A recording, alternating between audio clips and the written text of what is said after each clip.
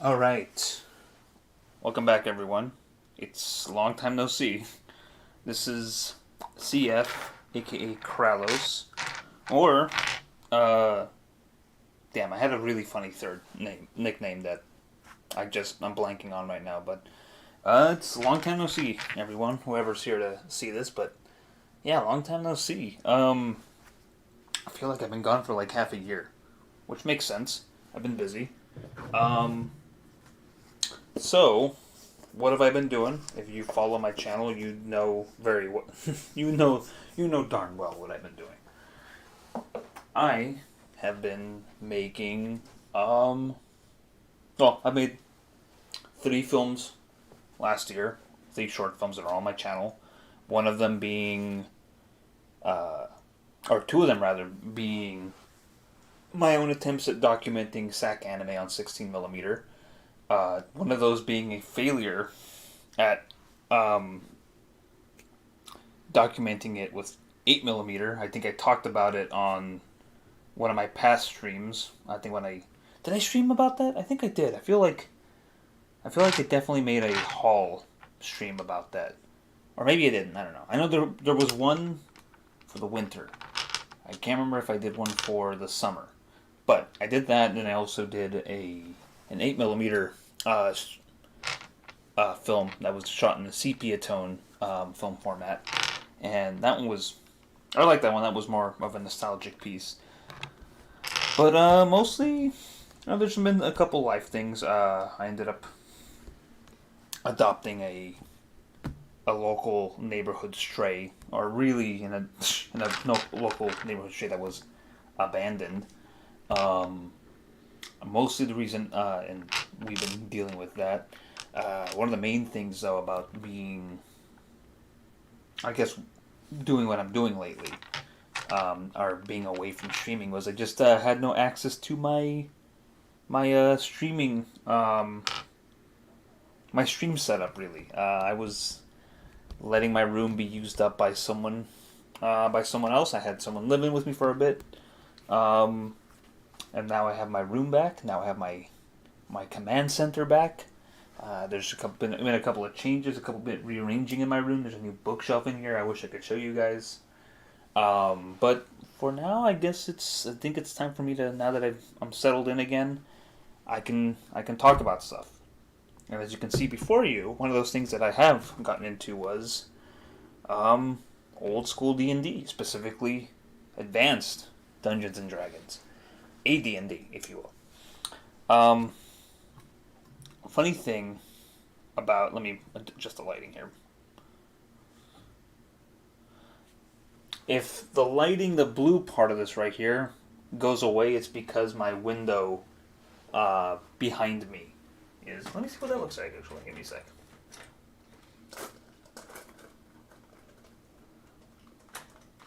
I'll do a little bit. Honestly, I kind of like the natural sunlight going in here. It adds extra lighting. What would happen if I do this? Does that help? Yeah. Nah, well, we'll figure it out. Anyways, so I've been doing a lot of like D&D stuff, a lot of AD&D stuff.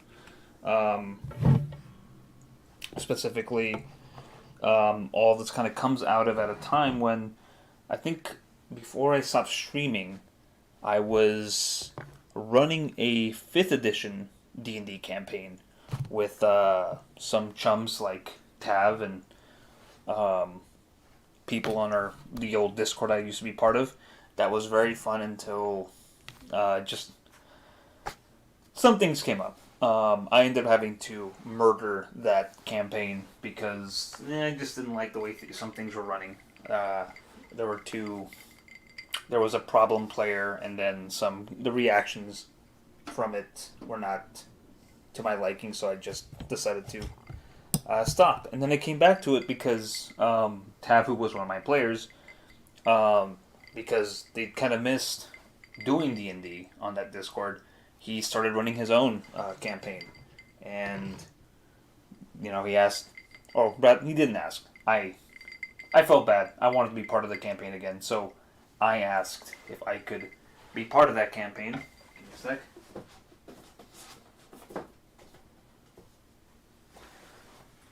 I asked if I could be part of that campaign, and he said, yeah, sure, he would be happy to have me. And I was part of that campaign for 3 sessions, and I realized I did not like the way Tav runs his campaigns. Nothing against him, because he's still going long and hard with that campaign, and good for him. Honestly, more power to him. Sorry for the dice sound in the background. Yeah, good for him and like his chums who enjoy it. I think they're like him and my former party members are now like level 8. Good for them. Like, that rules. I'm happy to hear that, honestly. I'm not bitter about it at all. But in my own time, I did miss doing RPG stuff. And while I was thinking about, like, before I kind of killed our old campaign, our X campaign, I really thought, what if I start introducing some of these lads to some OSR stuff? Because at the time, I don't know how I got around to it. Maybe I was looking for like other modules, other like supplemental materials, like third-party materials to incorporate into like my D&D campaign at the time, and I came across this online store, which I'm pretty sure is like very popular with a lot of people in the OSR scene, which is Exalted Funeral, and like they have stuff like Old School Essentials and Cairn and a lot of Merkborg related stuff, and I thought like this is really cool stuff. And I think one of the big ones on it was Troika, which I just grab it right now. Actually, I like it. So I wanted to like. I just really got into the whole OSR scene, and I thought like, what if I were to like run some I thought like I'm gonna write a Troika module, it's not a module, it's an adventure, but I don't know what's the difference between it, but I wrote and play tested a Troika adventure set on a minefield where players have to help a lizard woman get back a valuable item from a space witch. Really, it's a specific kind of like witch that they use in here, but essentially they had to get it back from a space hag, which I thought was fun.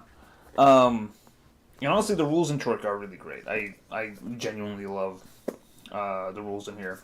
I should probably go back to this. Actually, I feel like Troika, more than any of the other stuff that I've been running, probably lends itself pretty well to a lot of solo RPG, because you kind of go through characters pretty fast, and they're always, when you roll up a character, you end up rolling up their a background to go with it. So, which is a lot. There's a lot of which can kind of be. I feel like it kind of comes as a shock to a lot of people who are used to the way 5th edition works, but that's a cookie for another glass of milk, I guess. Now, how I got around to playing Old School D&D mostly comes through my introduction to a lot of retro clones, and I think the first one really was Old School Essentials. I never bought it. I considered buying it. I know it's like a restatement and reorganization and a clarifying of basic expert D&D rules. The Moldve Cook rules. And I really thought, like, I really looked at that, like, really swanky hardcover, and I told myself, this is $40, I should buy it. I never did. Because it was $40. Which I think, looking back at the amount I've spent on some of these books, is, like, laughable. But I never got around to it. Instead, I jumped into Basic Fantasy, which I really enjoy. I think Basic Fantasy was the first solo RPG, or first RPG first retro or OSR RPG retro clone that I use for my solo stuff. And I think it got one of my old players from my old campaign into Basic Fantasy, which I kind of hope one day he does run a campaign with it, because I think it's very beginner friendly. I think it's a good entry point for a lot of old school play. I mean, it's got a lot of modern mechanics that AD&D or not AD, fifth edition players are familiar with, like ascending AC and whatnot. But I mean, it's got the flavor and rule set of basic expert D&D, but with a lot of the freedom and familiar mechanics of modern, like the post third edition D&D. So I ran, and which I should talk about my solo campaign for Basic Fantasy, because it's probably the one that I've gone the farthest with in terms of like having characters level up. It's probably got the biggest graveyard so far. I think the second biggest graveyard is maybe it's probably this one. There are like 3 more retro clones that I ran solo, and to try different solo engines and essentially like game master emulators, GMEs, and yeah, I ended up killing a lot of players, a lot of like my own like player characters I rolled up through those games, because those games are lethal. There are like you could add in optional rules to survive, to like have them survive. Normally I usually, when I run games, I usually play with like a party. The idea of playing with one character, especially in old school D&D, is frightening to me. At least it was until I found out about some rules I could add. But I think they change it a little too much for me, and I'll explain in a bit. But essentially, these other retro clones were OD&D related, original D&D. So, and they were, well, I'll be very honest.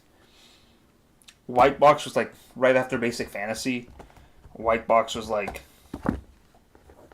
the other first retro clone I bought and played, and it has a lot of like the same modern mechanics that is good crossover. I know it's like a further like trying to hew closer to the original game and is based off of Swords and Wizardry from their White Box version. And it's pretty fun. Like I say it's pretty fun as someone who has not even run it in a solo game yet, because to be honest, a lot of the rules in this I like better in this, delving deeper. This is so complete, like a rule book for running like solo adventures, not necessarily like a normal like game with multiple players, but like specifically when you go into like the exploration stuff, like wilderness exploration and underworld exploration,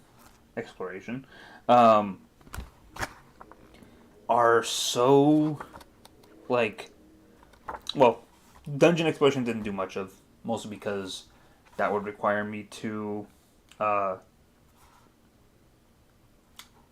to like draw up a dungeon, which I think is the thing I've been gotten lazy about. But I'll tell you how I've been overcoming that lately. But wilderness exploration is the thing that I've worked with the most, and my God, like have I like essentially plotted out entire like regions. Like this is a very good like tables for generating random wilderness features. I love it. Um, but the one that I honestly got the most usage out of was the ones in Basic Fantasy. Like, I genuinely created an entire like valley, an entire region, using my player characters and just randomly generating areas with it. It was great. So fast forward, zip zip zip zip zip. I'm thinking, I've played a lot of these retro clones. Why don't I start getting a hold of the originals? And the first one I got was because I was on an OD&D kick, which, funny enough, currently I am running an OD&D campaign, or a game really. It's not a full-fledged campaign yet, with some coworkers for their podcast. Shout out to Nito and friends. But there are a couple retro clones. As I talked about, Iron Falcon is another one by the same author as Basic Fantasy. And they're pretty good. Honestly, Delving Deeper would have been maybe the main one I would have run because of how complete it is. But I came across the Grey Harp compilation, which is this lovely internet person, Grey Harp, who goes by Grey Harp, decided to compile the rules in the original Dungeons and Dragons box set from the 70s, 74, and pretty much just remove all the references to like chainmail and I think wilderness survival, whatever that other book was that they recommended you get. Let me see if I can find it. Yeah, they do remove it because it's like recommended equipment. Dungeons and Dragons, you have it. I love that. I love that little bit. Sheet protectors, heavy as possible. Graph paper, it's like 6 lines per inch is best. Imagination, a patient referee and players. Three ring lined paper, so they want you to get a binder for this. But one of the other ones was Wilderness Survival, I think that's what it's called, and Chainmail, which is Guy Gax's war game specifically for medieval stuff before this. So, the reason I kind of ran this is because I was super into it, and also the rules, although not super defined, have enough room for you to kind of adjudicate, which is a word that has now entered my lexicon, my vocabulary of like things I say, and I say adjudicate instead of like judging or ruling. But I started using this as my rule book, and then for like character generation, I use Iron Falcon because they have half elves and paladins and thieves, even though thieves are in the back of this. But I started using that, and like I said, the thing I like about this version, which led me down the other paths, was just how kind of simple it is. Like everything is you just need a D6 and a D20, pretty much. Like you just need the square dice and the funny dice, and especially when it comes to like encumbrance, which is the thing I do care about. So I really care about encumbrance now. It's kind of funny how much I care about like how much a character is carrying on them. Because on my breaks right now, those same players, some of my players who I run D&D with on that podcast, and the space that we have, like the gap in between every session is kind of great right now. It's not anyone's fault. It's really just this room that we rent out for it is been booked up a lot lately. So one of the things I really love about this is that compared to Basic Fantasy, which really started like introducing me into encumbrance and keeping track of encumbrance, those kind of rules, Old School D&D or original D&D still has those. But the thing that I feel is easily abused, but is kind of good when you want to kind of make up characters on the fly, is that the weight for miscellaneous items is 80 coins, because it goes by coin weight, so every 10 coins is 1 pound, so technically 8 pounds. You're carrying 8 pounds of equipment, which I think is reasonable. So like aside from your sword and your backpack and your or not your backpack, but like your sword and your armor or whatever else you're carrying with you. Just here's 80, like you get 80 free pounds to like fill up with random items like your rations and your ropes and your torches, etc.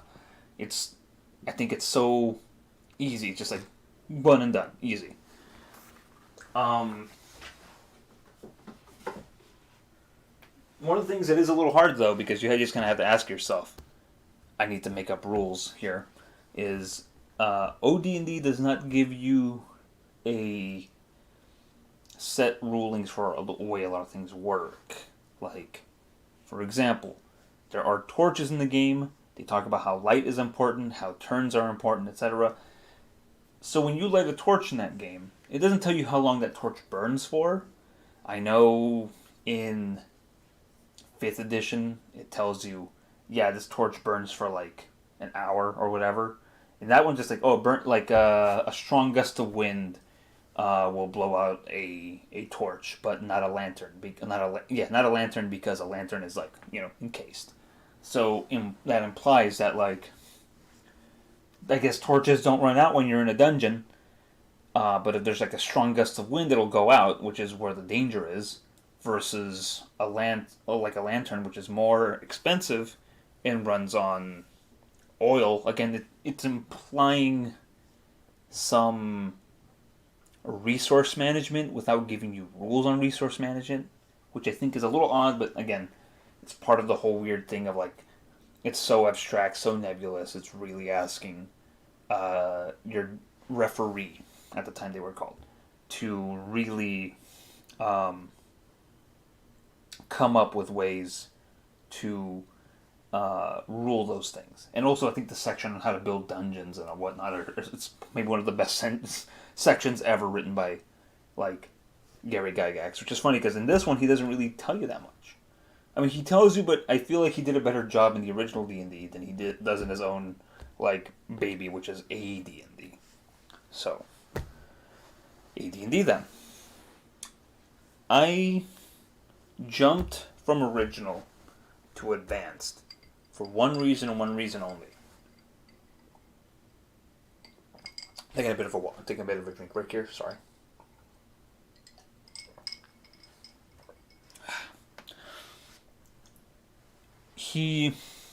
I jumped to this not just because the timeline makes sense or whatever, but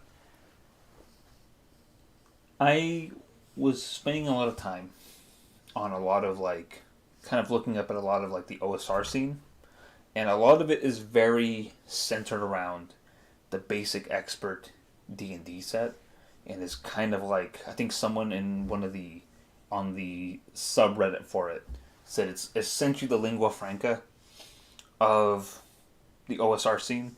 Like, you could build any any old school style role playing game using BX, and it's like very simple and easy to like judge and adjudicate rules.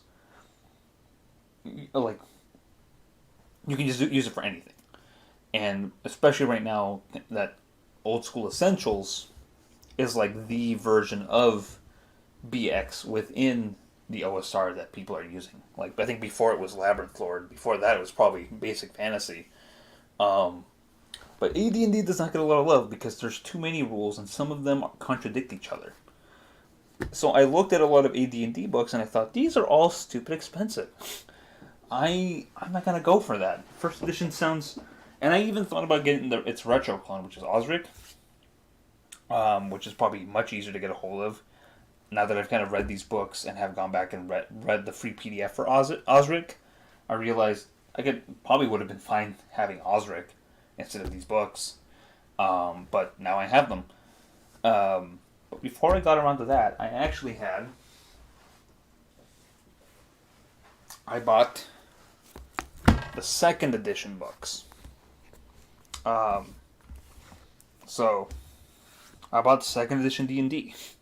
It's kind of funny how that works out sometimes, Like, you think, this is what I'm going to run, and I really liked how clear some of these rules are. Like, I'm shocked at, like the way some of this runs, and now that I've kind of had time to read both, like, the differences are very interesting because there's a lot of like.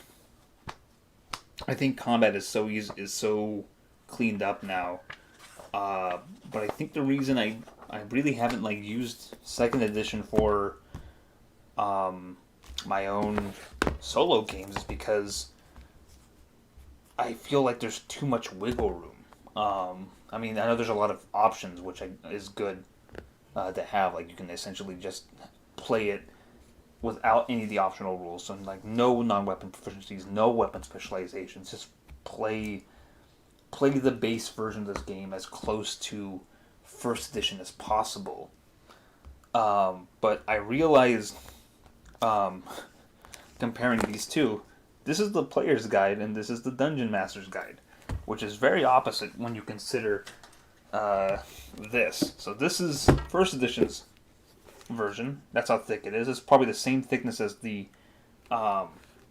second edition book, and pardon this janky copy. Versus this. This is the player's guide, and this is the dungeon master's. This is the handbook for the players, and this is the guide for the dungeon masters. And it's insane how thick this beast is versus how thin this beast is. And I think because I've seen a couple of like, I've seen the titles of some videos.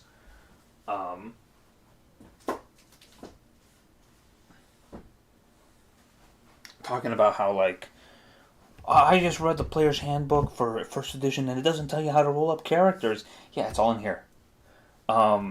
It's interesting how much like the player's handbook like tells you everything about races, about this is a really janked up copy, but this is so one thing I've learned too about getting into AD&D is how the versions with these covers, these original covers, are built like the hardest school books ever. Like, you can find these with like the covers and spines all jacked up, but like the interiors will still hold together because the binding is insane. But anyways, so this tells you about like how much equipment costs, the damage your like weapons do, like your armor class, how hard your armor makes you to hit. Let me go back to that. One of my favorite images here. That's a classic. Paladin Hell. Tells you what the races do, their preferences, their usual alignment, their personalities, their special abilities. Same thing with their classes and their hit dice, etc., etc., etc. All the things you would find in a modern AD&D or modern D&D player's handbook. It even gives you brief explanations of how combat, movement, light, all that works. What it doesn't do is, like I said earlier, is it tells you how to roll up your stats.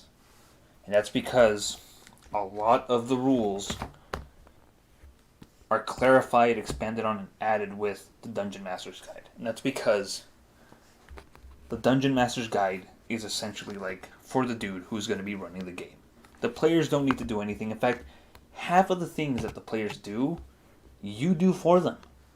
The players literally have to either map or role play out scenes and tell you what they want to do. And you do everything for them. And man, how that has changed.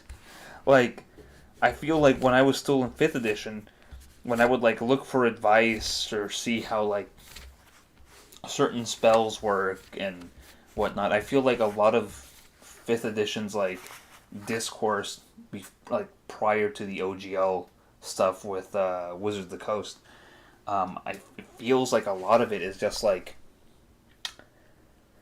it's like arguing, is a lot of rules lawyering with the like within the game, or like how certain things work. Can I do this with this thing? Well, technically it says you cannot, or it doesn't say you can't. So probably you could. You would have to like say, yeah, you probably could. Versus like, oh, this thing works like this. A player has clearly probably read, because all the rules are in the player's handbook for 5th edition.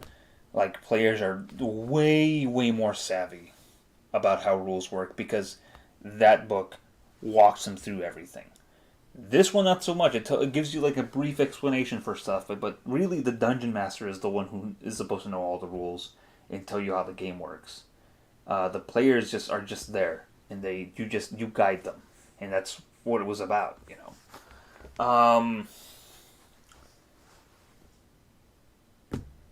So I got this. I have like 2 other copies of it because I'm a horrible man monster. Specifically, I don't know what it was. As much as I love the Sutherland and Trampier covers, especially in regards to the original Monster Manual, which is very cute, I think. By the way, these did not come as a set. I had to get these differently, or all separately. All these are off of eBay, but this one has a very fine story. The person who I bought this off of is a local in my town. I noticed his address, or like the location where it was shipping from, was here in my town, and I messaged him. I said, I saw that you're making an offer on this thing. I know this is bidding, but I'm going to make an offer. And instead of shipping it out, I will literally pick it up same day. He agreed. I went over, picked it up, showed me all of his other D&D collection stuff that he was getting rid of because he was, I guess, moving away. And he showed me a bunch of other D&D stuff, like a bunch of modules and original like Dungeon Master screen, as well as the players screen, as well as like an original like basic box set, you know, with like the dice and everything inside. He showed me all that. And he said like, "Hey, are you interested in this stuff?" I'm like, "Heck yeah, I am. How much you want for it?" I guess I kind of talked him up pretty well about how interested I was in AD&D, and he said like, $20, dude, take it all. And I said, you got it. So I have that now, and what I love about it is that the previous owner, the man who sold to me, decided when he was younger, he wanted to like add little like tabs so he knows which monster is where on what page, and I love that because that has become like the most useful item on there. But anyways, I got this, and I thought, like, as much as I love those, I would love to own some of the Easily versions, the later Orange Spine ones. So now I own those too, because these are actually much cheaper to get a hold of, and I actually have the Monster Manual on its way right now to kind of complete that set. But part of the fun, because I did end up buying some rule sets of like the Basic Expert just to see what the hullabaloo was. I didn't realize that a lot of it was like copied almost, like not copied word for word, but like replicated almost exactly in Basic Fantasy. But I did buy the Wizards of the Coast's PDF copies of the original Basic Expert rules because they're $5. They're $5, and I just had them printed out, easy peasy.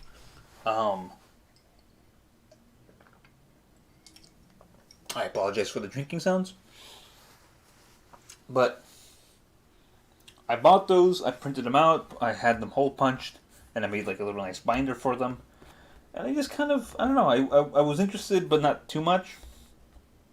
I think I went back to Basic Fantasy for a little bit to continue that campaign, to finish off a storyline with that.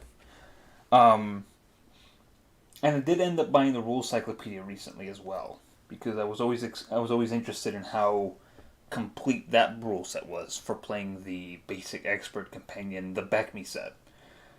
But I've really only played that for a little bit. I've tried it out, even though it has the rules for playing modules that it's pretty much been written for now. Like almost every module that you would buy for OSR stuff is written for the Basic Expert rule set for D&D. But I've stuck it out with AD&D. And I think the main reason for it is because the writing is so weird in here the High Gygaxian, the Gygaxian people have dubbed. The way Gary Gygax writes his rules, how these were all released multiple, like over like a 3-year span, like from 77 to 79, is interesting because I think some people have pointed out that because they were released like a year apart each, some of the rules contradict each other because of that. As in, like, the way Gary might have explained something in the player's handbook in 78, like, gets contradicted and written differently in 1979 with the Dungeon Master's Guide. But despite all the parsing and having to hit up various forums like Dragon's Foot and RPG.net, despite all to like kind of see how some of these original grognards like kind of ruled on certain like how they figured out certain rules and whatnot before they were expanded with the other like supplements like the Wilderness Survival Guide, the Engineer Survival Guide, Unearthed Arcana, Oriental Adventures, all that. I want to see how they made rulings on certain things, specifically combat, because combat and initiative is maybe the most confusing thing about AD&D. In fact, it was kind of considered the confusing thing about original D&D, which is weird because I think original D&D has a very simple initiative system. Like, you're gonna start combat with like some creatures, or like a rival NPC party or whatever. You're gonna get into combat. You're gonna get into an encounter. Both of you roll 2d6s, whatever's higher. Example, 5 and 6, right there. Let's say this is us. That's them. 5 and 6. We lost initiative. They go first. Then it's side initiative, which is wonderful. What a change of pace between that and like everybody rolling initial like individual initiative in 5th edition, where you have to keep track of everyone down the line. And this is just like 2 sides, 4 and 1. All right, they go first again, and then you roll it every round, which is great because it's maximum. Like, it could be like it's constantly changing, you know. Oh, it's Mango, 100%. Very nice. Nice to see you again, Mango. So the thing is, 5th edition, I think their combat rounds are 6 seconds each, which is crazy, versus the 1 minute of combat that AD&D has, and it's insane, because it's just like a minute of combat, and it's just like a minute, and then every minute is like made up of like 10 segments, and each segment is like 6 seconds. So you don't necessarily have to attack. You can also like cast a spell or charge at somebody, or like take a potion or move around. Like you can ask your dungeon master, like, I want to do this during this round, and they have to figure out how many segments is that going to take. What's up? Love your streams, man. Yeah, thank you. Not much, Mango. It's funny you say what's up, because right now, earlier I just kind of explained that I was like last year I kind of stopped streaming because I kind of had to give up my streaming command center, my little battle station, to like let someone move into my home for a little bit, and it's been a while, but I finally got my battle station back together, my streaming station back together, and aside from the few films I released last year, I've mostly been playing a lot of like RPG stuff and kind of going back and looking and exploring Old School D&D, mostly because I was running some D&D campaigns with some chums on Discord.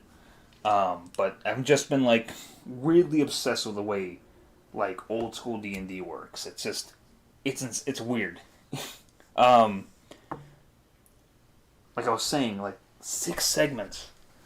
Like a lot of people try to like break that down. Like, okay, what segment does this happen on? It's weird, and it's just like it doesn't tell you. It hints at it, But really, the segments are like a thing of like you don't really have to worry about until maybe when like if you have like you're casting a spell or have like a weapon or something that like you're or the weapon speed.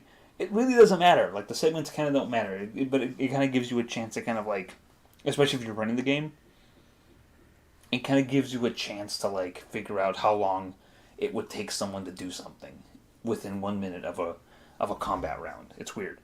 But I really like this because although it maybe doesn't lend itself 100% to solo games, because one thing I did like about Basic Fantasy, and I know one thing that Rule Cyclopedia does have over this, is the monster reactions happen. You can roll the way a monster reacts to you, so not necessarily you don't have to assume every monster is going to try to kill you. You can roll to see if they're like friendly or not friendly, etc. In this one, you just kind of have to assume everything's going to kill you until you parlay with it, until you try to like negotiate with it. In that which case, if you speak of the same language, your dungeon master has to take a couple of percentile dice and be like, all right, 78, they're friendly. And but they also have to take into account your charisma score to see if that boosts it or dumps it, you know.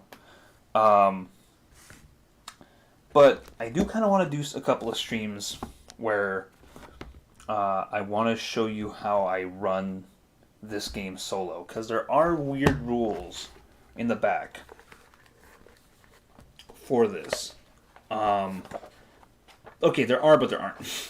Also, I love the art in these early books. They're so charming. Like this section here on henchmen is kind of fun. They just got little cartoons in there. I wish this camera was a little better, but yeah, there's all these random tables. Like right here, the random dungeon generator. It asks you like, hey, pick one of these bad boys, and that's your starting point. And then move over and like, oh, I forgot to ask. Mango, I still see that you're still doing animation stuff, which makes me happy. But like, I know you were helping. You were working on the the animated remakes for Fist the Barf Star, and it's weird, but I don't see them up anymore. Like what's going on there, man? Like, it seems like a shame that like all your hard work, because I know like you were part of like almost an entire like team. You guys had like a whole name, like Studio Loans. And it seems like a shame for all that stuff to like just disappear. All your hard work that you guys put in together and it's just gone. Like, what the heck? Did something happen with like Danjan's channel or something? But take your time to answer that question if you're still hanging around. But until then, let me get back to this real quick. Oh, right here. So it's random dungeon generation for solo play. And it literally says the random dungeon generation system is easily adaptable for solitary play.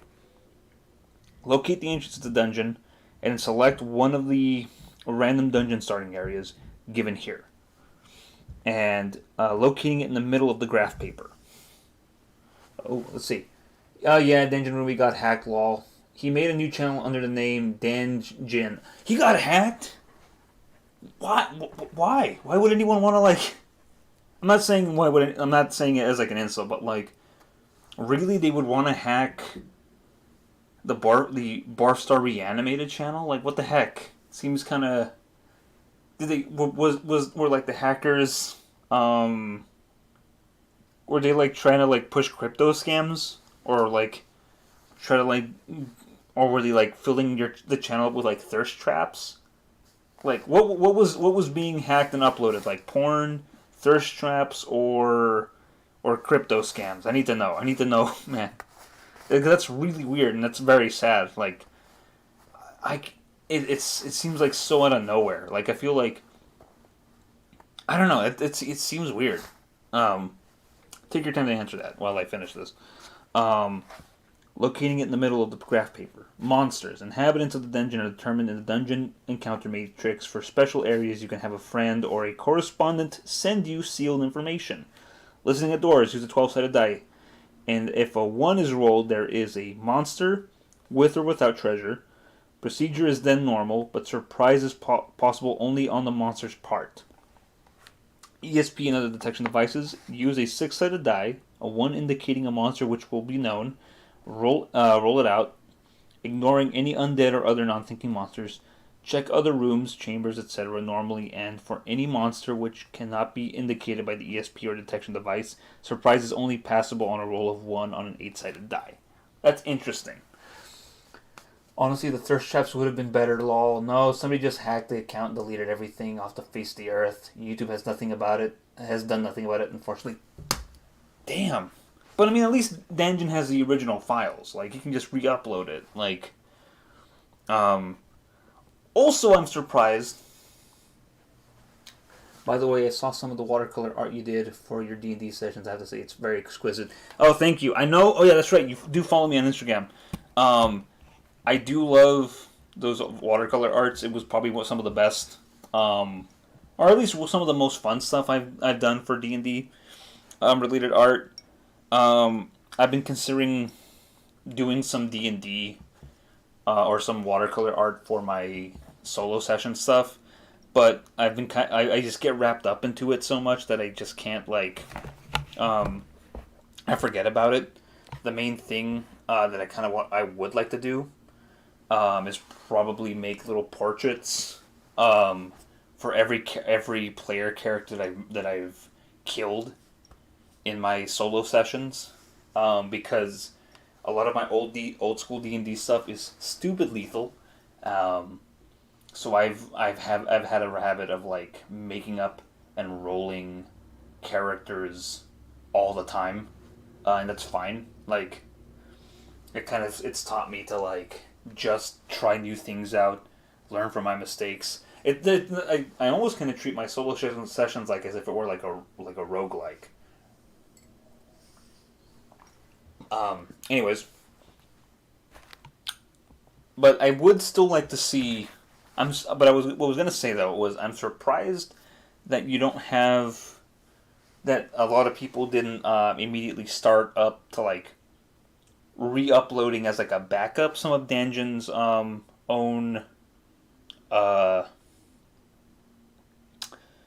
some of your guys' stuff. I'm surprised that you your animated stuff wasn't loaded by some of your guys' fans. It's really weird. Because I know when every time I deleted my own original Dwarfstar stuff, there were at least 3 other dudes on YouTube who were uploaded different versions. I know Beautiful Duang has a version uploaded.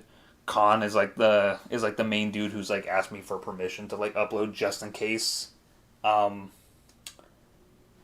Just every time I've come back and gone AWOL. So it's cool to see that, but I know when I searched your stuff, it's just if it's gone, the only way I've seen it survive is through maybe Beautiful Duang's compilations of the early stuff. So I'm surprised that there isn't one. I think the closest one, weirdly enough, I've seen kind of preserve your stuff is some dude who did a reaction stream, I think a few months ago for Garfield memes, and he was gonna. This is kind of funny. I think this is kind of funny because how much this has changed in regards to Dwarfstar. But he was going to watch the originals, and apparently someone in his chat told him, "Don't watch the originals. There are better, higher quality versions that were re-uploaded later. There were better remake, better quality remakes, referring to your guys' stuff." So he could have watched all the original run of Dwarfstar, but this streamer's one of his chatters told him no, go watch the remakes, those are better. And he went and watched the remakes, and apparently someone straight up told him that the originals were based off of like drawings that were uploaded to like 4chan that someone put together as a video, which is like, this is the most telephony. They changed, like, they straight up changed the origin of Warstar. But I guess that's what happens when you're away for so long. When you like delete your channel like 3 times, I think. That happens. You don't have control over the way, you don't have control over your history when you don't interact with, I guess, with people who are gonna talk about the origin of what you make. So, oh well. Oh yeah, I remember seeing that stream, huh? Oh, so you did see, that's cool. I need to rewatch that dude's reactions to some of this stuff I think is very funny. Um, and I know at my own job, because I have some. I mentioned it earlier on the stream. I had some coworkers who are running their own, or who are making their own podcasts, or they've got like a good chunk of episodes under their belt. But I guess their main guests are their like friends and coworkers, and I mean it's just they ended up inviting me over. I think the subject of Warfstar came up, so I guess Warfstar is now known to some of these podcast fans. I guess if they ever look for it. So if Danjin ever re-uploads them, or the people who are archiving the originals, as well as whoever's up like saved your guys' versions, I'm sure they're going to get like there might be an extra couple of views thrown their way. But back to what I was saying though. So I find it interesting that the way he says for special areas you can have a friend or correspondent send you sealed information. That implies that you make up a dungeon. You make a random dungeon here.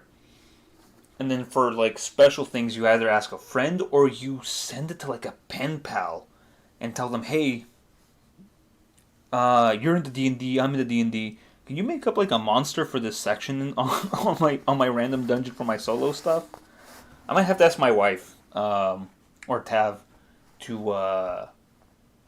like try to come up with horrible monsters to stock in a special room when I get around to doing a solo play stream. Listening at doors is interesting. Use the 12-sided die, and if a 1 is rolled, there is a monster. With or without treasure. Procedure is then normal, but surprise is possible only on the monster's part. Interesting because I think, like, listening at doors, I think in the other versions is like a d6. You roll a 6-sided die, and like if it's like a 1 or a 2, you hear something on the other side of the door. But in this one, it's a d20, and you have to roll a 1 or a 2 on a d20. So like the chances are much lower.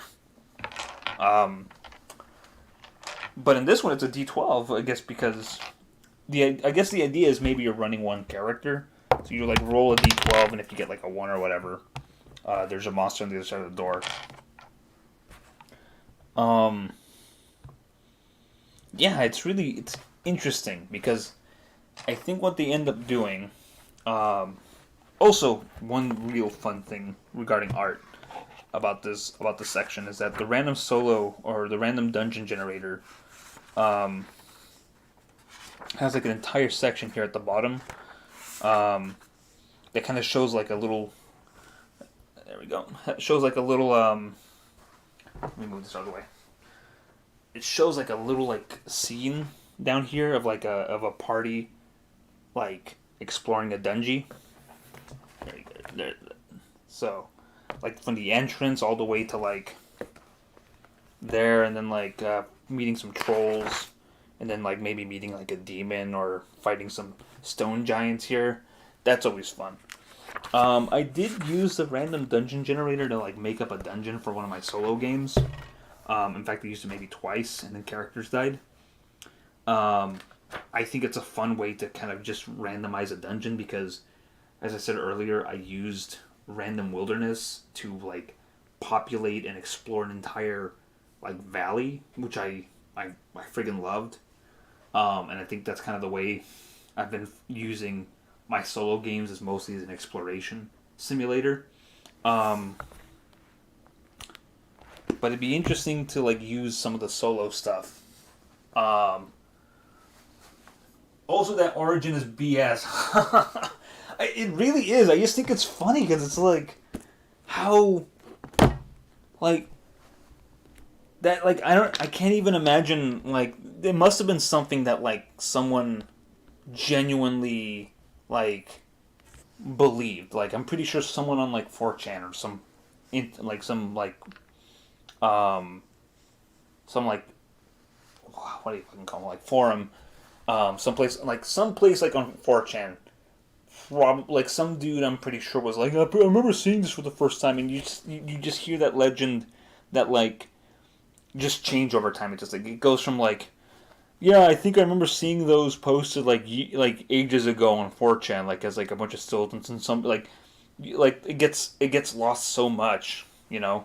It just takes one dude to tell someone with a wider influence what they think is the origin of something to completely like change it. So, but it's all right, you know. I'm not like I said. I'm not.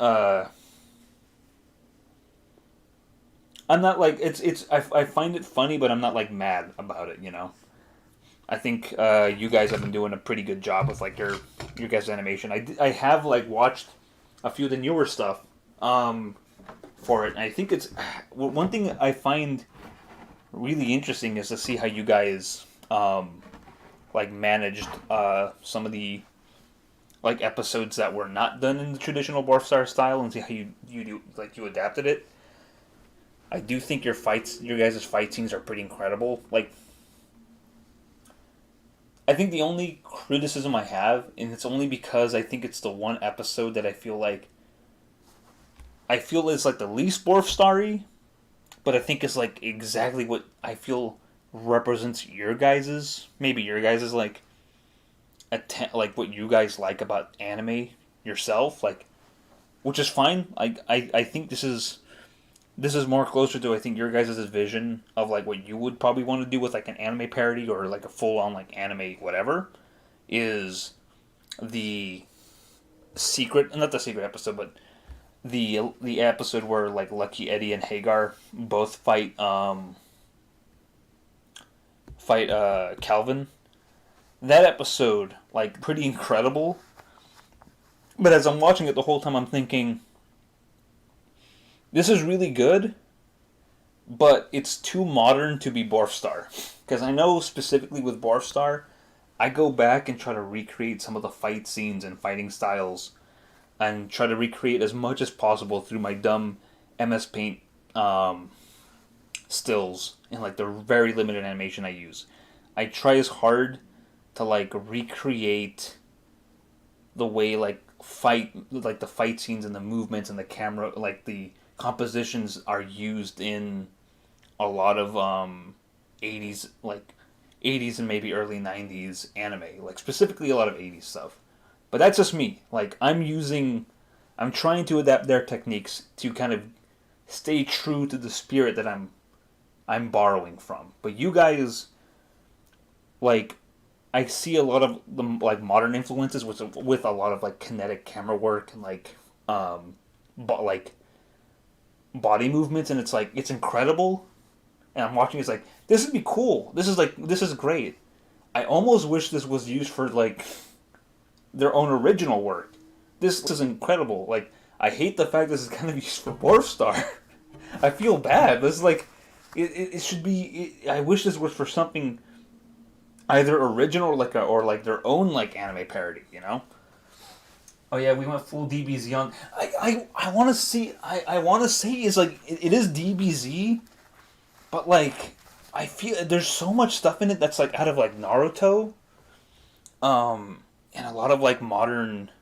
Like I said, there's a lot of like there's stuff out of there, like whether or not you're a fan of Demon Slayer, but there's there's stuff in there that I can see out of like Naruto and like One Punch Man, that is like, this is how like anime fight scenes are done nowadays. This is trying to like have as much like moving camera work in it, a lot of like really getting the momentum of like bodies and like motion, and it's fantastic, you know, and it's like. I'm kind of glad it was done for like a side story for these guys, you know. in retrospect. And I think the only guy who maybe like has his own style that kind of really gets close to that, I think, is maybe Beautiful Dwang for his stuff, you know. But I would like to have seen you guys like use this for like your own anime adaptation, you know, or parody or whatever. It's fun, you know. I really there's like I said, like there's a I mean, and I know you were like one of the main architects on that, like because like I it's funny how I've seen your stuff and can now recognize when it's a scene animated by Mango, and when it's a scene animated by Danjin, and I think Danjin was very smart to like have you handle probably the majority of those scenes because I know you can do it well. Like man, like just like it's like I said, it's a shame that stuff is like disappeared because like none of your guys' fans I guess are hardcore about like making sure this stuff survives on the internet in some way to like upload. It's like, oh no, Danjin's down, like we gotta re-upload this stuff, and it's just like where is that, you know? I would like to see it because I know not only did like because it's not just like a solo thing because like I know when I did my stuff, if I took it down I wasn't so mad about it because I'm responsible for it, and everything I did it was like pretty much like a solo effort. But like Star Animated is like so that means a lot. I'm well, like I said, dude, like you guys are good. Like I said, it makes me mad that like such a waste of like that like all that talent, all that hard work is like essentially half gone. Because like I said, I think Duang has some of the original stuff uploaded, but I think some of the stuff that you guys all work together, I can't find it outside of that stream. Like what the heck, you know? Like you guys work hard on this. Like I think Danjin even has like a friggin' coat, like a is it called Ko-Fi coffee? Because I know it's like I think it's like coffee, but like he has essentially a place for people to like donate, like to give you guys money to like keep going, and it's like there's like money involved. There's like people who are like supporting this. I know Cash is like a fan of this stuff. I know I think he's like given money. I think I've seen him as like some of the financial supporters or backers on this, and it's like so much hard work and like money is going into this. Fucking work harder to keep it up. Like it's not just this is bigger. This is like now bigger than like whatever. Like this is bigger than the hackers who like took it over and deleted everything. This is now about like preserving everyone's like involvement into it. Unless everyone involved is just like we all did it for fun. We all honestly don't feel so sad about it being gone. You know, it was just a phase in our lives. We'll all move on. If that's the case, then fine. But if it's something that you guys work hard on and you're proud of, you guys should like really fight to put it back up, or at least prioritize putting it back up. At least that's what I feel. Yeah, I wish Star Animated had a stronger fan base, but that also makes me mad because I feel like it's weird how much Star Animated did not have a stronger fan base as the original. Because I feel like you guys are trying harder to like make it more of a thing than like I did. I feel like I got to a point where here I'll put these to the side for a second. I feel like I got to a point in my stuff where I just thought like this is getting too serious. I'm getting too lazy. I don't know if I'll ever be able to like make this live up to the hype. So I'm just gonna I'll just kill it right here and here, and I'll move on, live the rest of my life doing other stuff. I guess in this case now playing D&D by myself. But like you guys, I don't know. Like you guys are young and like you guys have so much. Like I said, you guys put like a lot of effort into this stuff, and it's like I'm shocked that like more fans haven't like all the starving Dwarf Star fans didn't like find like more of them didn't find your guys' stuff. But I think a lot of it might have been like split up between other like people who maybe came in at the right time. You know, like I know Danjin was around the time. I know he was like reanimating stuff around the time. Dwayne and Ethereal Snake were doing their stuff, but like, you know, like makes me mad that like that essentially it feels like a lot of my fan base ended up like having to get split between these three ways, and maybe you guys got like the smallest share of that, but I don't know. I'm pretty sure there's like other more genuine reasons why that, but it feels undeserved. It feels like you guys should be like the dudes. You know, you guys should have inherited whatever like fan base I had. You know, but to be fair, everything I think every time, I think the other time I came back as Lycan Jones, I don't think as many people came back.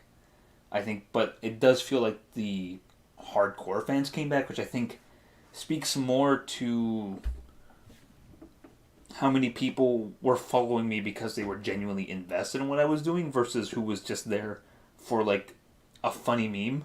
So I think it's a fair like I think I think the smaller fan base is more realistic and actually shows you who actually did care about this, about like what you were doing versus like some hangers on who were maybe there to like hoping you would make more genuine shit posts. But oh well, whatever. It's fine. Like I said, you guys, you know, I still think you guys should find ways to like re-upload it. If like especially if Danjin has like a new channel, he should find a way. He should definitely be focusing on uploading it because, like I said, like people like fucking money went into this. I think, like I never took a dime, so I never felt bad whenever I destroyed my stuff. It was all just like for a funny goof 'em up, and then realizing like, maybe I don't care about this as much as I do anymore. And even then, the stuff I think is more important is back up on this channel. Like the Steven Universe, my gay fan fiction is up on here. My Grinch stuff is up on here. Van Houten Rises is somewhere else, and I should probably re-upload this on my channel and see how many people start immediately accusing me, saying like you can't claim credit for this. Is Lycan Jones, he made this. I'm like, okay, well, why don't you just tell YouTube that I didn't make this then, and have them destroy this channel? See what happens. I would love to see people get mad about that. Because I've done like whole streams where and I think if people even listen to my voice, they could probably hear my my Nelson my Nelson impersonation in there. Like I think it's pretty obvious that like I made that, but whatever. I'm not, like I said, I'm not gonna. I think even my Grinch stuff, like I voice act that like the second Grinch video I did was like that. I voice acted that completely. And if that isn't enough for people to like realize, oh, same guy, where's more Borfstar? If that's not enough, then like I don't know what then, you know. But oh man, did I mention what I wanted to do with watercolor stuff? I think I did, but I think just to go back to that a little real quickly, I was thinking about making some watercolor portraits for all the characters I killed. And putting, I mean, not to show their gruesome deaths, but like show you all the nice, wonderful character ideas that ended up biting it to whatever horrible thing I had. Like, I think when I first started soloing basic fantasy, I had 3 characters I rolled up with the lowest intelligence stats, so I called them the 3 fools. And it was like a halfling thief and like a human fighter and like a dwarf cleric. And they were really cool. And weirdly enough, the guy who was the fighter had like 1 HP, and he survived for like a few sessions before he ended up biting it. And then eventually kind of introduced the thing to kind of help my games not be so lethal. Specifically, as long as a character has bandages in their equipment, they can always like bandage up a character after like a fight. So therefore, they won't die right away. It's funny because I came up with that, and then later on when I started reading the Dungeon Master's Guide for AD&D, it became that's actually one of the rules. As long as you can like stabilize and like bind wounds or whatever for a character when they get hurt, they can survive, but they take a week to recover. So until a week is up, all they can do is like essentially rest and rest, and they have to be back. Like you have to take them back to like your home base or whatever. So I think it's funny how it kind of like I sort of came up with that kind of rule without having read another rule set. But I just wanted to say you're one of my biggest inspirations ever, even if you're not making animations anymore. I'll still watch your stuff over and over again. You know what? I appreciate that. Honestly, I have been thinking a lot about coming back to animation, even if it's not Dwarfstar, even if it's not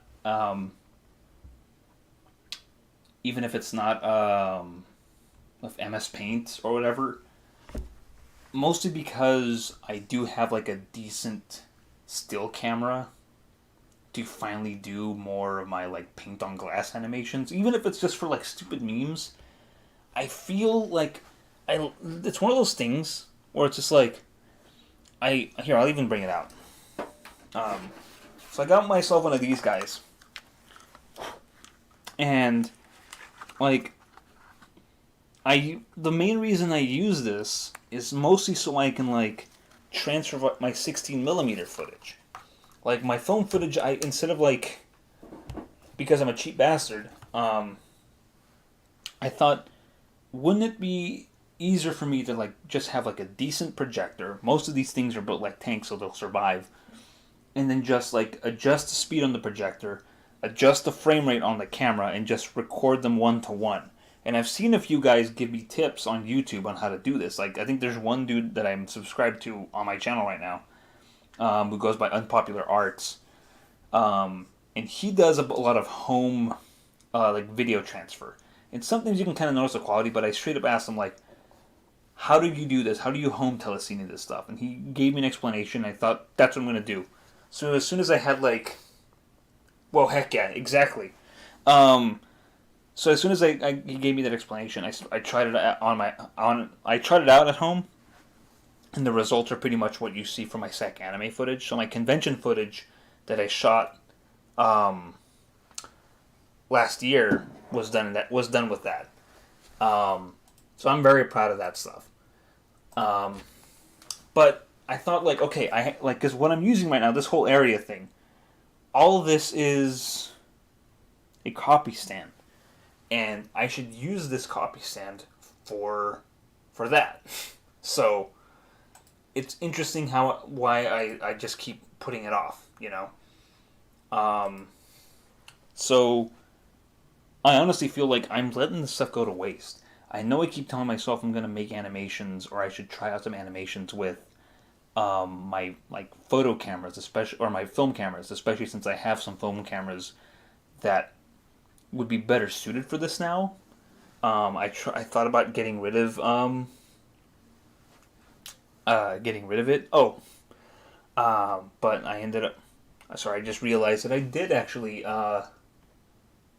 do a stream where I talked about my film stuff with Tav, but I did not talk about the stuff that I actually shot. So I might have to do a separate side stream. Well, look who showed up too. It's Saber. It's Saber, the other man himself, himself. But I thought like I should go back to this because I have the equipment. I know I've been shooting a lot of documentary stuff, but I should go back to some animations. I still have all these like oil paints. I still have like my little thing that I jury rigged together to like do animations with. I should go back to this, but I've just been lazy because I've been playing too much solo D&D. And that's my own fault. So I really have to like figure out a way to like split my time up, especially since like at my current job they're kind of cutting hours, so I'll have more free time. So I figured I might as well use up my free time to go back to streaming like this. Maybe do a couple of like D&D solo streams, but also probably like talk about like, or maybe not talk about, but like maybe even animate some, try some like short animations, like even if it's just another Bogo's Binted, even if it's just another fucking little "didn't I do it for you" Borzoi meme, as long as I'm like practicing animation, it's gonna feel like I'm making something, even if it's stupid, you know. And I feel like that's something that's important. Filmboy Film Reviews. You are now the fourth person to talk about this, Saber, because my own coworkers, when they found out that I was a filmsman, one of them was like, Kralos, why? I'm surprised. All this stuff about film. How come you don't make film reviews? And I told them like I've told Tav 100 times. It's because I have a hard time getting my thoughts together, and I do not want to sit down and capture footage from like a review. And I don't know. It just feels like, I don't want to say, oh, it feels so saturated, because if that were the excuse for saturation, then nobody would make anything. Like, as soon as something was just made, and it felt like there were enough people, no one else would make stuff. But I'm just not like interested in the format of like film reviews.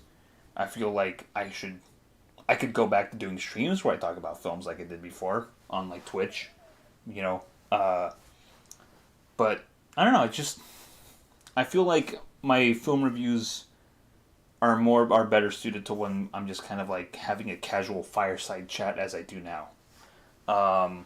Speaking of films, I did watch the new Mant movie, Mant and the Wasp, Quantumania, Motormania, and that was pretty alright. It was fun. I like Kang. Kang is a cool bad guy. I've always liked Kang since I was into reading Marvel comics when I was in high school. So it's cool to see him be brought to life. There were a couple things I found annoying about it, like spoilers.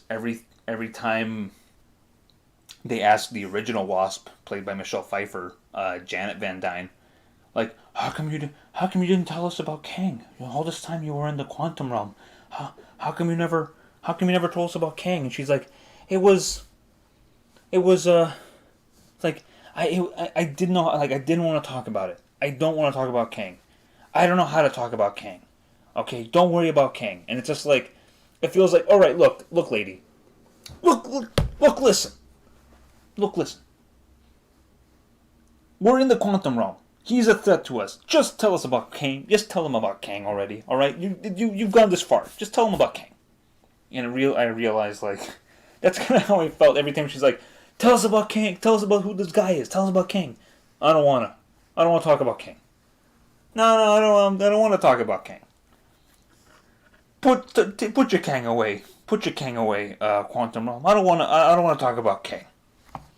Saturation is for sure a deterrent, but doing things your own way can always work. I agree. But like I was saying, I think it's just, for me, it's more of a thing of like, I'm just kind of not interested in like doing film reviews. It's not. I mean, I want to tell myself it's because saturation, but it's mostly just like, I feel like there is like a weird formula to like doing film reviews, and honestly, I would rather much more devote my time to doing these kind of little streams or making my like own like original films, or like, I guess now that I've said fucking, I should probably go back to animation. So I feel like doing that. So I don't know. I mean, I wanna do more things this year. I bought this fancy new dice roller though. And by fancy I mean it was like, I think like what, $20. It was like magnetic. Oh wait, I've been holding this upside down. Yeah, like full. So yeah, it's a fun little do that. I do it so I don't wake up my wife while I go on my like 5-hour solo D&D sessions. What do we got? What I think about saturation is just like, make what you want for yourself, not to satisfy others, because there's always those who will be critical about it no matter what. Yeah, I agree. I do agree with that. But like I said, if we're talking about stuff to like satisfy ourselves, it's one of those things where it's just like, I think I'm perfectly satisfied not making film reviews. Although I'm sure there are some people who would genuinely like me to hear me talk about it. But if I do make film reviews, it would probably be as like a stream where I just talk about what I thought about a film, instead of like breaking it down and making to a film essay or whatever. Just like, how, why Like what? Like, make one of those film messages where it's just like, why the Marvel universe is doomed. Uh, why the latest Marvel movie or the latest Marvel show on Disney Plus is the end of the Marvel universe. They lost the magic. The day or make a video titled "The Day the Marvel Universe Died." It's just like, man, like, I know nerd culture is essentially like the lingua franca on YouTube, but like, for the love of God, like, just fucking watch one other movie. watch one other movie, please. Um, like, just watch something else. Take a minute. Watch something else. Discover a new movie for 1 minute. Think quietly to when you were a child. Think back, John, to when you were a child. I was always there. I think I was talking to Tav recently about how upset he is about how quotable Dwarfstar is and was. Is Ant-Man 3 any good? I kind of want to watch it, but I'm not sure if it's worth it, lol. It is. I think it is fun. I think it does suffer from, like... I think it's good. I do think it's fun. It's a good way to kill 2 hours, because I know they've been finally cutting back the runtimes on these Marvel movies. There's a lot of fun stuff in it. Some people are complaining about the way a specific character looks, but fucking if you see what this motherfucker looks like in the in the comics, it's gonna literally the best. I mean, they split the difference between the realistic version and like a more stylized comic book accurate version, and it's like he looks fine. Like CGI is never gonna make this guy look normal unless they fucking do it old school, and the CGI is much better than it was in Thor 4 and Love and Thunder. So I think it's fine. I like this movie. I like them for the most part. I like the Mant movies. I think, like I said, the most annoying part about Mant 3 is how Michelle Pfeiffer's character refuses to tell anybody about the quantum realm, even though she fucking knows how dangerous the quantum realm is. She knows that there's a major multiversal threat down there, and she's just like, I don't want to talk about it. It's too dangerous. It's too much. I don't want to talk about it. It's too scary. It's too scary. I don't want to talk about how scary it is. And it's just like, if you had just told us, we would have never fucked with this, and we would probably would have kept on keeping on with our normal lives. But because you kept on refusing to tell us, we're in trouble.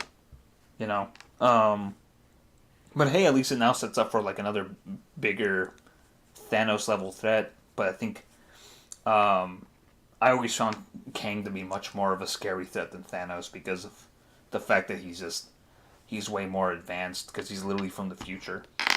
To this day, we keep quoting Dwarfstar in our campaign or conversations. MODOK looks hot as heck. That's the guy I was going to talk about, actually. Hold on.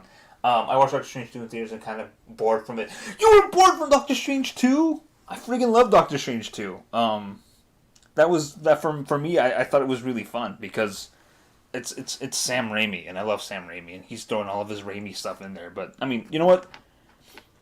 Different strokes for different folks. If you thought it was boring, I'm not mad at you.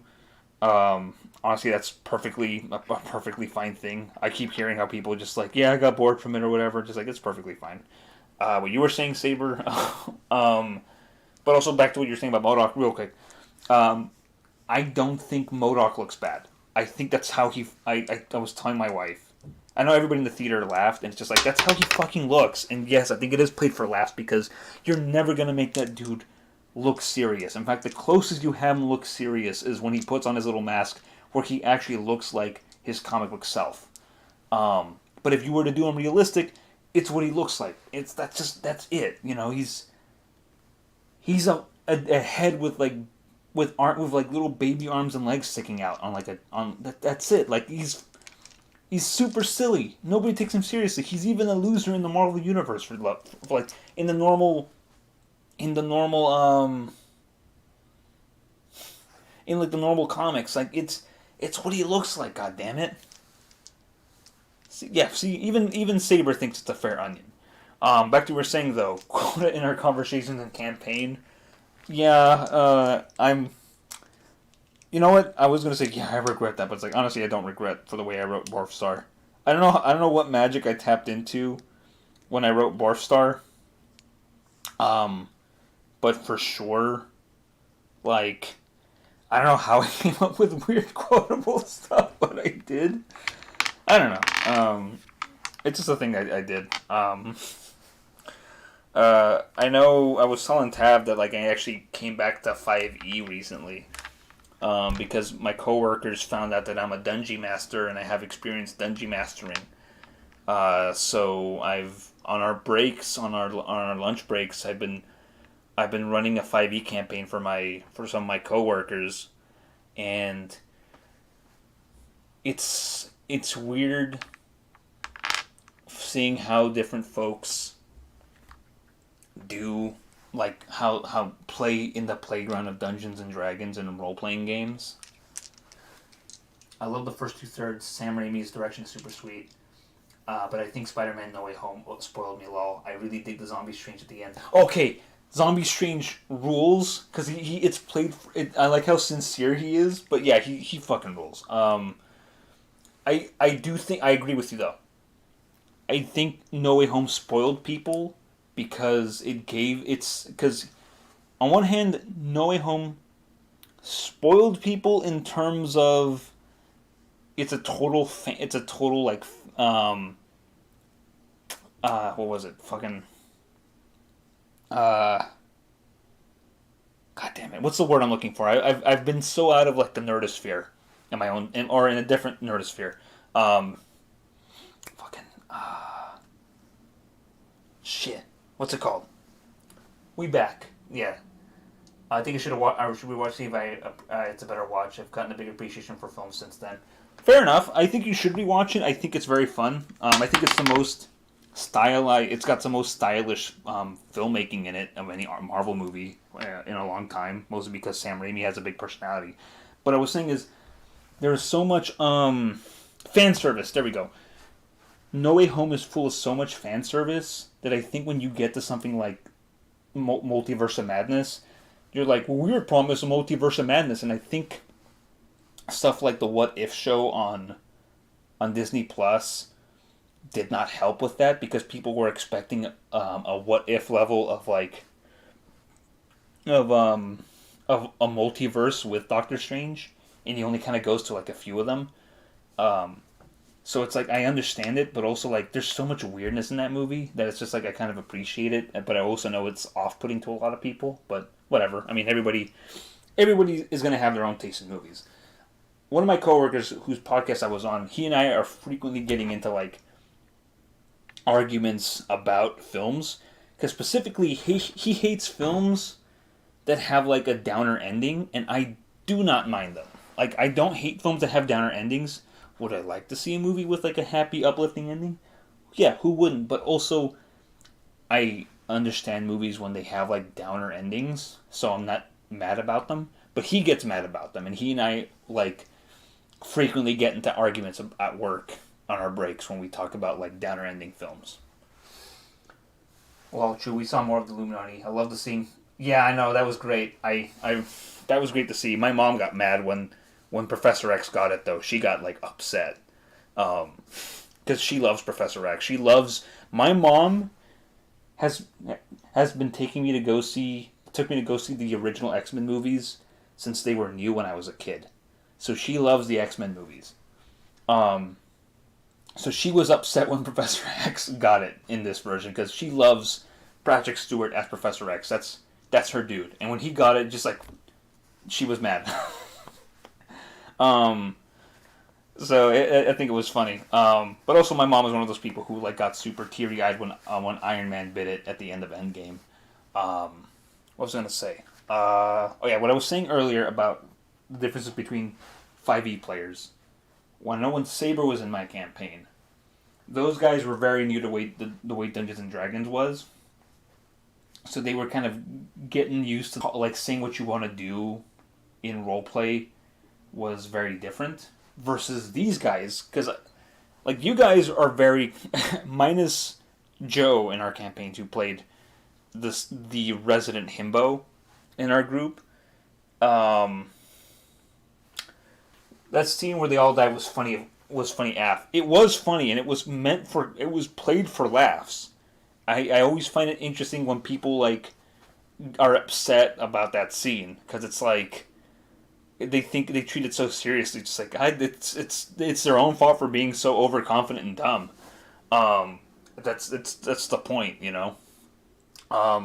It's weird how people like. I always find it interesting when people like are get up in arms about how they didn't do it right or whatever. But I was saying though is when I ran 5e since I've been running 5e recently for my coworkers, and they're all essentially like are very close to being murder hobos. Specifically, I have a character, and I think it's because he plays a lot of like Monster Hunter and a lot of like modern RPG games, and he's a dude who's always like running around in my world, hunting and killing stuff and skinning stuff to use for like items or trading and bartering later. Like I set up a scene where they were part of a caravan. They were part of a merchant's caravan that were part of like a bunch of guards that they hired, and they were using because I guess this merchant is going to a location they need to go for their real quest, for their main quest, and as they're traveling through this like rainy, like hilly, like woods, every moment they get to stop, he's just like, "We stop. What's around me? I don't know, like animals and trees and stuff. I want to hunt for squirrels. I want to hunt for any kind of animals. Okay, there's a couple squirrels. All right, I hunt those squirrels. Okay, you do it. All right, I'm gonna skin them and then and eat them. It's just like this fucking guy is like killing everything he sees, and it's just like I think it's so funny. Because I know you guys pretty much were very conservative in how you engage in the world. I think you actually did I think Saber and crew did a better job engaging with the world versus my current players who either want to kill everything or fight everything. The only guy I think who got closer to that was maybe the guy who played Acti the Goliath fighter. But he was a dude who was literally living in his own, he had his own goal. It's weird. It's weird. But I'm not mad at it. I'm not like oh these guys are so, they're nothing like my old players. But it's just like no, it's a different style, and it's interesting to see someone who wants to try everything and having to figure out like how do I judge this? But considering the fact that I played a lot of, I did what I could. Nihilus was fun to beat. I loved it when you played Nihilus, Saber. You and Tav as Kyojiro were like the team dads. You guys were mom and dad on the group. Actually in my current campaign, because it's funny how my solo RPG stuff that I've been doing, because it's all clones of D&D or D&D proper, I've used them to like essentially create my own like RPG world. So all my campaigns, depending on what system I'm using, are either set are set in a specific time period in that world. So right now, since I'm playing 5e I'm like running 5e on my breaks with my coworkers. It's set in the most current version of the world, so it's almost like an alternate timeline to the world that I played with you guys. Specifically, I have cameos of Veneer and Morgan